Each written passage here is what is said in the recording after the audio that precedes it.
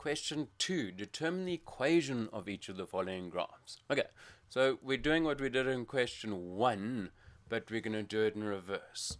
So let's get there. Determine, and we're given this shape. What type of shape does it look like? Straight line? No, definitely not. Looks like a pretty decent parabola to me. So here's our parabola. Cool. So we don't have to write parabola, but I'm just writing down my thinking so you can see it. Parabola. We know something about our parabolas. We know that they're always of the form y equals ax squared plus q. Well, at this stage they are. Next year there will be a p and they're different things. But at this stage they're all going to look like this. Okay, so we basically need to find out what a is and what q is. Well, let's look. We're given 2 points. What have we done with our function?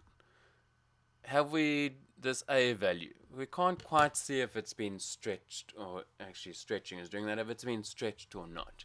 Quite hard to see that. But we can definitely see that it's moved down, and we can see that it has not been reflected. So a must be a positive value, and we know that q must be a negative value. In fact, you're going to tell me you're just going to read that number off and say that's our value of q. But I want to be thorough, so let's continue being thorough. If y equals ax squared plus q, why don't we just substitute this point in? Y is minus 8. Okay. X is 0, in this point here, squared plus q. So it's just really convenient that 0 squared is 0, 0 times a. We don't have a in our equation anymore. We've just got q on the right-hand side equals negative 8. So yes, you're welcome to read it straight off, but just there's the reasoning, and it's useful going forward to always know that we're really just substituting this point in. So let's update our equation. We've got y equals ax squared plus q, but q is negative 8, so negative 8. Okay, now we need to determine a. Well, we've got another point here. It's not like we're going to use gradient like we did with straight lines. There's really only one way to figure this out now. Just substitute this point in.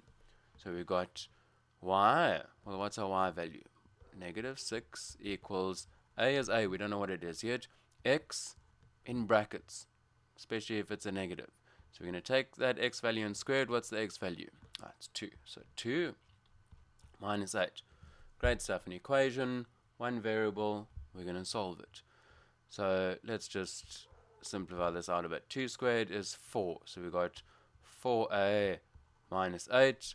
Going to add 8 to both sides. So we got 2 equals 4a. Divide both sides by 4.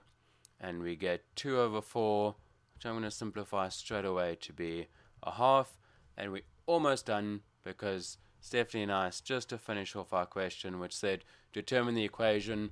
So let's put that back in to go y equals a half x squared minus 8. And there we are. And we're going to follow a similar process for each function. Each function's got its own little unique bits that are going to help, but what's the function? And we're going to go from there. So let's take it from there and move on to the next question.